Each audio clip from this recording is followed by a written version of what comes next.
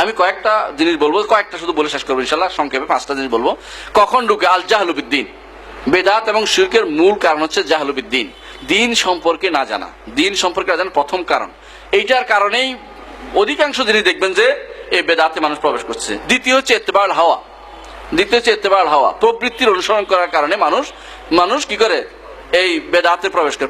প্রবৃত্তির অনুসরণ করছে সে, তার মন চাইছে আবেগ দিয়া, হ্যাঁ, রাসূলের উপর দুরূদ পড়লো না, দাঁড়াইলো না, রাসূলকে সম্মান করলো না। আহারে ওহাবিরা বলে নবী মরে গেছে, নবী তো রওজাতে শুইছে, এই জাতীয় কথা যখন বলে আবেগ দিয়ে মানুষকে বিভ্রান্ত করছে।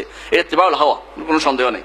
3 নম্বর হচ্ছে তাকলিদু তাআসসুব লিন-নাস, মানুষের জন্য তাআসসুব করা, যে আমার হুজুর ভালো জানে, আমার পীর সাহেব ভালো জানে, আমাদের অমুক হুজুর কি কম জানতো, তাআসসুব। এটা হচ্ছে আরেকটি 3য় নম্বর কারণ, যেই কারণে মানুষ কি করে? মানুষ বেদাত এবং শিরকে লিপ্ত হয়। 4 নম্বর হচ্ছে তাশাব্বু বিল কুফার, কাফেরদের অনুসরণ করে চলে।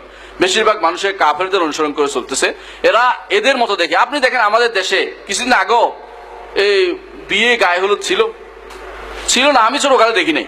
এখন বিয়েতে গায়ে হলুদ দেয়া এখন একটা ইয়াতে পরিণত হচ্ছে। এইটা আস্তে আস্তে কি হয়ে যাবে? এটা বিয়ে যেতে একটা ইবাদত জিনিস, এটা অবশ্যই কি হয়ে যাবে? এটা খারাপ কুসংস্কার থেকে বেদাত থেকে সরে কিন্তু কোন দিকে নিয়ে যাচ্ছে আল্লাহ জানে সেটাকে, মানে আরো বড় কিছু মহির হয়ে পরিণত হবে। সুতরাং আমাদের উচিত এই শিরক এবং বেদাতের মূল জিনিসগুলো থেকে আমাদের অবশ্যই দূরে থাকতে হবে। আর শিরকের 2টি কারণ আমি বলবো, স্পেশাল 2টি কারণ বলে আমি শেষ করবো। 1 নম্বর কারণ, শিরক কখন করে মানুষ?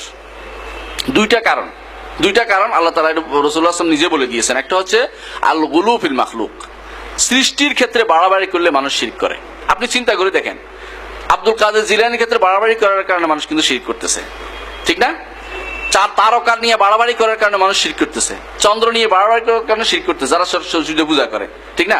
মূর্তি অমুকের পিসা অমুক, বা ধরেন যারা কালী পূজা করতেছে, দুর্গা পূজা করতে, ওরা এদের নিয়ে বাড়াবাড়ি করার কারণে শিরকে লিপ্ত হতো। তো আল গুলু ফিল মাখলুক, সৃষ্টি নিয়ে বাড়াবাড়ি, তার সীমাকে অতিক্রম করে যখন যায় তখনই মানুষ কি করে? বেদাত করে, কেউ শিরক করে। বেশিরভাগ মানুষের এই শিরকে লিপ্ত হয় যখন সৃষ্টি নিয়ে বাড়াবাড়ি করে।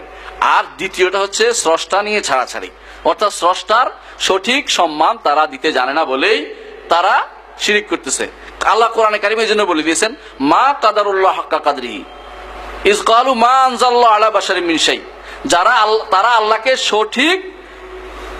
সঠিক সম্মান করতে পারেনি, সঠিকভাবে ধারণা করতে পারেনি আল্লাহ সম্পর্কে, যখন বলে আল্লাহ কোনো কিছু নাজিল করেন নাই। আল্লাহ যদি আল্লাহ সম্পর্কে জানতো যে তিনি বান্দার হেদায়েত চান, তিনি অবশ্যই আমার জন্য কিতাব পাঠাবেন, রাসূল পাঠাবেন আমার জন্য, এটা সে বিশ্বাস করতে পারতো। আল্লাহ সম্পর্কে তার ধারণাই নেই ভালো। এই জন্য আল্লাহ স্রষ্টা সম্পর্কে খারাপ ধারণার কারণেই মাধ্যম ধরে, স্রষ্টা আমাকে দিবে না যতক্ষণ না মাধ্যম নিয়ে যাই। খারাপ ধারণা করতেছে। সুতরাং স্রষ্টা আমার কথা শুনবে না, আমি আরেকজনের কাছে চাই, তিনি আমার আল্লাহ তিনি বলে দিবেন।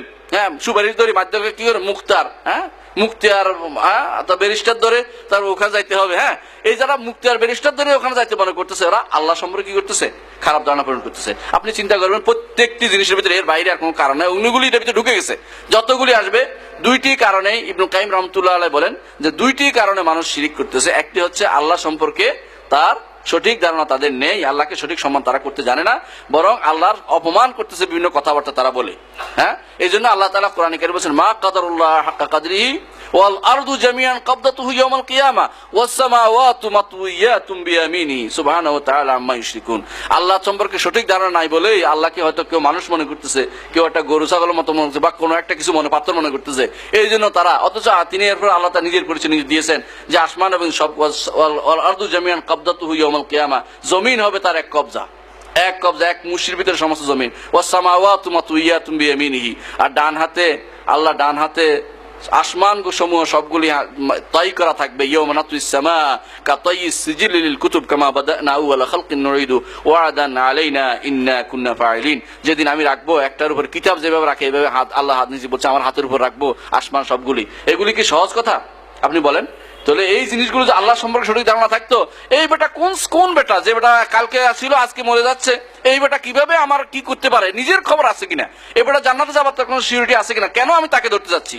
সরাসরি আল্লাহ রাব্বুল ইজ্জতের সাথে আমাদের সম্পর্ক তৈরি করতে হবে। আল্লাহ আমাদের তৌফিক দান করুন। সুবহানাকাল্লাহুম্মা ওয়া বিহামদিকা আশহাদু আল্লা ইলাহা ইল্লা আনতা আস্তাগফিরুকা ওয়া আতুবু ইলাইক। ওয়াসসালামু আলাইকুম ওয়া রাহমাতুল্লাহি ওয়া বারাকাতুহু।